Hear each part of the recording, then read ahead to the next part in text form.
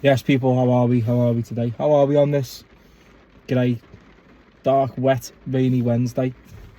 Hope we're all good. Fight week is here, people. Fight weekend is upon us. It's the Eubank Jr. Conor Benn rematch. I'm hoping to God this lives up to the first fight. I mean, what a fight that was. That was one of the best I've watched in a while. Obviously, they don't need this fight in terms of like wanting to push on for world titles. I mean, it doesn't really catapult them, to be honest. I think it's more bragging rights or the Eubank Benn story. That's what I think anyway, to obviously close the chapter. Obviously we know Chris Eubank Sr. won the first fight, and then the rematch ended in a draw with him and Nigel Benn a while ago, which again, those two fights were absolutely brilliant. Like, they were sensational. Watch them back on YouTube if you haven't. The build up as well was insane, and obviously this one as well, like the first fight that these two guys had, Junior and Conor Benn. Yeah, absolutely fantastic. The build up was great. It was entertaining. It got a lot of people excited anyway, including myself. The whole Eubank's his trash talk is amazing. I love it. He is funny. He knows how to wind people up. Yeah, he is quite funny. And he's got that sense of humour as well. He can just be a troll if he wants to. It does. It goes down well with a lot of people. Like, you know, it is quite funny to say the least, people. Conor Benn obviously looks a bit more composed this time round. A lot more calmer and cool, which can be dangerous anyway, because he looks very focused. Like, to be fair, listen, Conor Benn was straight in the gym, literally right after the first fight. I seen him on a Snapchat story, like literally the day after, or on the Monday on the treadmill, putting the work in, saying, you know, we're coming for it, we're going again. And you know what? Fair fucking play to him. Fair play to him.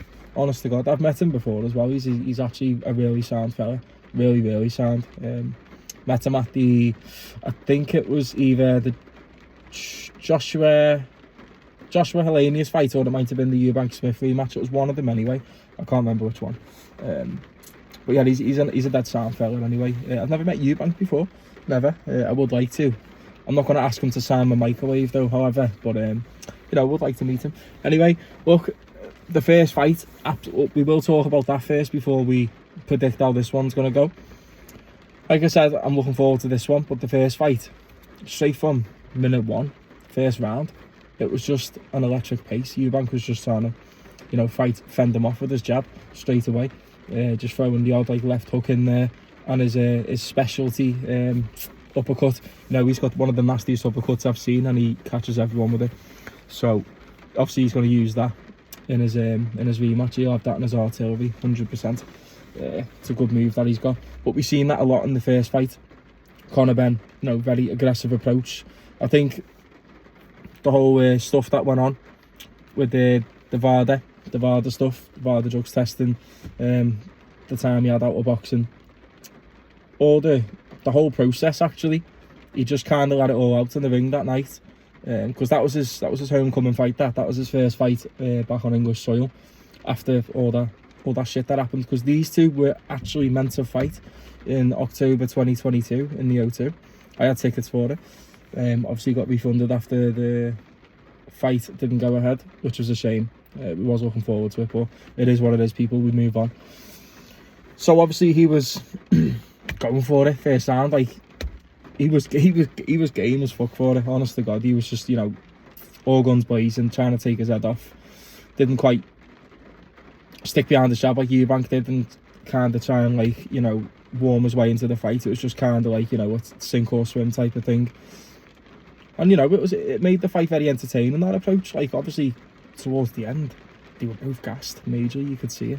But anyway, he was actually winning the first few rounds, to be fair to him, Conor Benn. He was, you know, he was very fast as well. I like how he boxes as well. I really do. I like his style. He's very fast and very sharp. But obviously it's hard to maintain that throughout a whole 12-round fight. The pace that they went at was insane as well, absolutely insane. I couldn't give both guys enough credit for that first fight. It was one of the best I've seen, I can't lie. And obviously there's much better ones out there, but like, that was just frantic. Like, there's a lot of boxing fights these days where quite slow paced, and especially it's like the big ones as well that like get hyped up, get loads of like media attention, that don't always live up to expectation. But this was insane, and I do believe the rematch will be the same, if not better. It'll be hard to eclipse the first fight. It will be very hard, but you know, it's always possible. You never know. Listen, when they say styles make fights, I know I've gone off on a bit of a tangent here because I was talking about how the first fight was going, but like, you know, when they say styles make fights in boxing, that is so true. It's unbelievable, so true. Their styles just blend well together in a ring, and it makes it a fire fest. It does. That's what it does. You know, there's certain fighters you can put in there that are like top quality, really good, that would get people excited, but then the fight doesn't actually live up to expectation because they're kind of a more quite defensive fighters, should I say, or they like to, you know, use the jab loads and move and be very technical and just score points, and that's it, and not try and go for the big blows. A lot of fights like that, but these two guys, you know, obviously you can tell there's a deep hatred there. They wanted to hurt each other. There was a lot of personal stuff said between the two of them, and the whole build up over the years, and obviously the whole history of the dads as well. You know, they want to do it for the dads and for themselves and for the families, for the fans as well. So you know, they're always going to leave it all in there. But anyway, that first fight, man, it just never stopped. Every round was just very, very fast paced. As the rounds went on, it was getting faster and faster and faster. There wasn't really a time where they both just sat off and had a bit of a breather, really. It was just non-stop. Constantly, when they were on the inside, they were just throwing head and body blows constantly. Yeah, it was very violent and aggressive, and we did enjoy watching that, definitely. The whole Eubank Jr turning up, I didn't think it was going to happen, personally. But obviously when it did happen, you could hear the reaction from the fans. It got everyone on their feet, definitely. And obviously I had it on the radio in the car. I weren't there, but I had it on TalkSport when I was driving home. And you could hear, like, even like the men on the TalkSport commentary, they were absolutely... they were over the moon that he turned up, and you could hear, like, it was in the Tottenham stadium. It was like Tottenham scored a goal. That's how loud it was. And I was like, fuck me, like, Eubank Senior's turned up. That's amazing. That's amazing for Junior. That's going to give him the push to kick on, because they were going through a lot at the time. They still are now, but they've at least mended their relationship, which is amazing to see, by the way. Really good to see. Obviously that gave him a spare.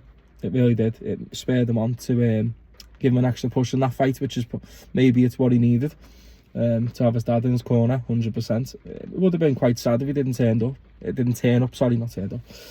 have been quite sad, because that's the biggest night of his life. That's the biggest occasion. It's legacy. It's a family feud. You know, and yeah, he did have to be there, people. I can understand his concerns for not wanting to go. Look, you know, as a father, he was, you know, concerned for the welfare of his son, his safety, because it was a dangerous fight. The whole weight cutting process is very dangerous. You know, you can see in Eubank's face even this time round, again, bit drained on the eye sockets, bit drained. Same with the first fight.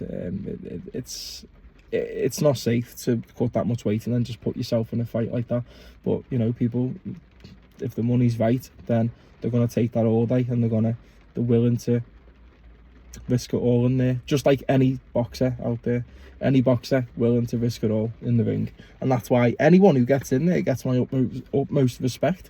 Even if they're not amazing, even if it's not an amazing fight, even if they get knocked out in the first 10 seconds, you still get respect. Simple as, because you went in there. So these guys, again, going at it. I have not yet seen the press conference, which I don't even think's out yet. I think it's the weigh-in today. I'll have to make my judgment on that.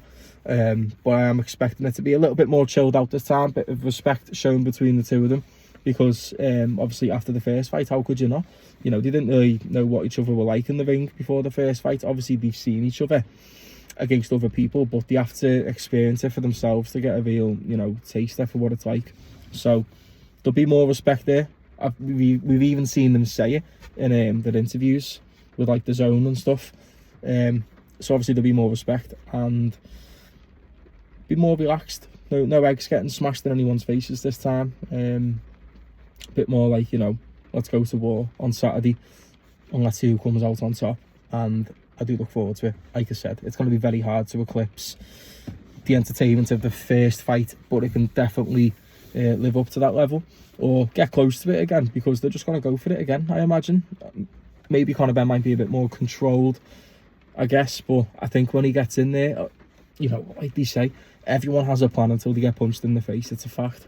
It's a fact. You know, you might go in there with your master plan to defeat Eubank or to defeat Ben, but once you get clocked with one shot, that's it. You just fight on instinct then. That's how a lot of people operate anyway in the boxing ring. So I think it'll be more like that again. But I am looking forward to it. It's going to be a great fight anyway. It's going to be an absolutely brilliant fight. Undercard, Jack Hatchell's on there. We'll see him fight. Adam Azim's on there. We'll see him fight. Lad from Liverpool as well. Forgot his name. Fuck, I seen him yesterday. But yeah, be tuning to watch that guy as well. Hopefully he gets the win. And yeah, guys, I'm looking forward to it. Oh yeah, Catchell's fighting Esserman, who beat Josh Taylor not long ago. Obviously Taylor's retired now. Good luck to him. What a fighter. What a legacy. And yeah, this is going to be a sick fight, people. All I'm saying is it's going to be amazing. It's going to be fast paced. They're going to go for it. You watch out for Eubank's uppercut as always. Watch out for Conor Benn's rapid body shots, body to head shots, the fast combos that he throws. Just keep an eye out for them. Obviously Conor Benn's got the age on Eubank Jr. We'll probably see that kick in, but again, I feel like it's going to be one of them where they both get gassed late on. Obviously they're going to get gassed late on, but maybe a bit earlier than the 10th, 11th round. We'll see, people. We will see. I don't know. I think it's going to decision again. I do. I don't think there'll be a knockout. Might be a couple of knockdowns this time. I do predict a couple of knockdowns, but I do think in the end, ultimately, so I rate these two as well. These are good fighters, really good fighters, and their styles blend so well. I think Eubank will win on points again. I do think he'll win it on points again. I don't know if it's going to be unanimous, possibly a split. That's my prediction right there. But it's going to be a sick fight. None of the rest, people. It's going to be a sick fight. And good luck to both of them. I can't wait to watch it. I do think Eubank will get the W. But, you know, good luck to both of them. And tune in Saturday. I will be live, people. Make sure you tune into the live watch along. You just listen to me waffle on for about nearly 13 minutes about how excited I am for the fight. So yeah, anyway, I'm not really going to say it's a bit of a prediction. Yeah, I've just given you a prediction then, but like more of a preview for it, I'd say. But anyway, peace out. I'm off, people. Have a good one.